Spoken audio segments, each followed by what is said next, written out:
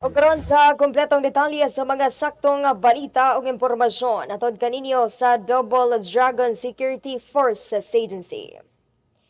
Alang sa unang detalye sa mga balitang lugar nga atong nahipos karong hapuna mga kamigo probinsya sa Zamboanga del Sur, usa sa top 20 nga most richest province sa tibok nasod sa Pilipinas.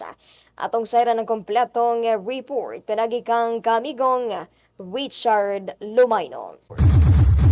Balita sakto sa hapon.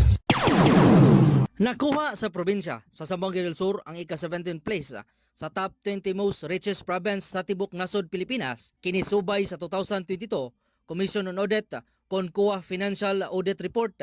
Din sumala pa, adunay total asset ang probinsya nga mukabat sa 15.849 billion pesos sa tuig 2022. Din mas taas pa kini og 1.59 billion pesos kung ikumpara kaniadtong nakalabay 2021 nga mikabat lamang sa 14.258 billion pesos. Ang mga probinsya nga apel sa top 20 richest province mao ang mosunod: Cebu City nga mao'y naguna nga richest province nga dunay total asset nga 235.74 billion pesos. Gisundan kini sa probinsya sa Rizal nga dunay total asset nga 35.6 billion pesos, Batangas 32 billion pesos, Davao de Oro 23.11 billion pesos, Ilocos Sur 21.56 billion pesos, Bukidnon 21.06 billion pesos, Iloilo 19.98 billion pesos, Negros Occidental 19.42 billion pesos, Cavite adunay 19.34 billion pesos, Pampanga 19.13 billion pesos, Palawan 18.14 billion pesos, Leyte 17.91 billion pesos, Isabela 17.89 billion pesos, Surigao del Norte 16.79 billion pesos, Camarines Sur 16.19 billion pesos, Pangasinan 15.9 billion pesos, ug ang probinsya sa Zamboanga del Sur 15.85 billion pesos, Negros Oriental 14.66 billion pesos, Bulacan 13.83 billion pesos, ug ang ika-20 nga probinsya buang Nueva Ecija nga dunay total asset nga 13.78 billion pesos. Saktong balita ni kamigong Richard Lumayno, DXMB 104.7 Music Best Radio Sakto Pagadian.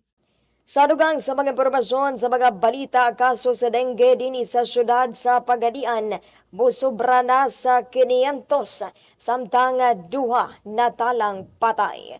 Kamigong Aldren Niliama alang sa dugang detalye. Balita sakto sa hapon. Mukabat nagaron sa 581 ang kinatibuk-ang ihap sa kaso sa dengue dinhi sa syudad sa Pagadian, samtang duha usaba ang natalang patay. Kini base sa giingon ni Dr. De Belentana, ang in charge sa Pagadian City Health Office, ning baguhay pa lamang. Sumala pa ni Dr. Tana nga base sa maong ihap 255 niini ang kumpirmado ug duha niini ang namatay nga mao ang 12 anyos nga gikan sa barangay Dumagoca ug 33 anyos gikan sa barangay Lumbia.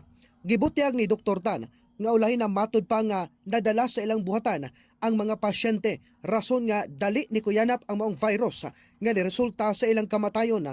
Nagpabilin og pahinomdom si Dr. Tan sa mga katawhan nga kun ugali adunay gipamati sa masaylanat, dali gilayon kining ipakonsulta sa ilang buhatan, partikular sa City Health Office ug pwede usab sa Infirmary Hospital tungod kay available ra ang ilang antigen test. Saktong balita ni kaamigo Aldren Niliama sa DXMB 104.7 Music Best Radio Sakto Pagadian.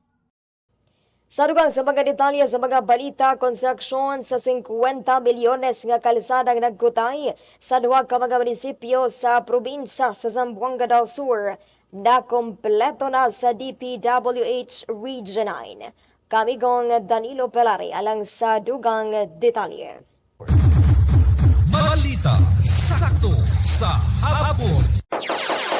Nakompleto na sa Department of Public Works and Highways Regional Office 9 DPWH ang konstruksyon sa kalsadang nagutay sa duha ka munisipyo sa probinsya sa Zamboanga del Sur ang 1,750 linear meters nga kalsada nagagikan sa junction sa Lower Dumalinao padulong sa Lower Luzon Valley sa Pagadian City og sa Upper Dumalinao hangtod sa lungsod sa Tambulig sakop ning probinsya. Samtang ang konstruksyon sa mga kalsada gihingusgan mismo sa DPWH Zamboanga del Sur 1st District Engineering Office.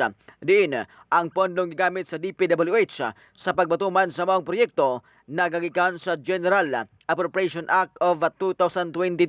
Sumala pa sa DPWH ang maong kalsada maghatag og komportableng pagbiyahe sa mga motorista o sa mga residente, ilabi na kung maghatod silang produktong agricultural padulong ngadto sa dagkong merkado sa probinsya.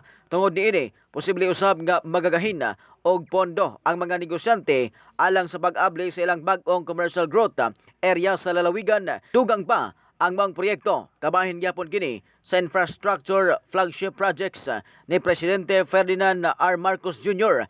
ilalom sa iyang Build Better More Development Agenda. Saktong balita ni kamigong Danilo Pilari sa 104.7 DXMB Radio Sakto Pagadian.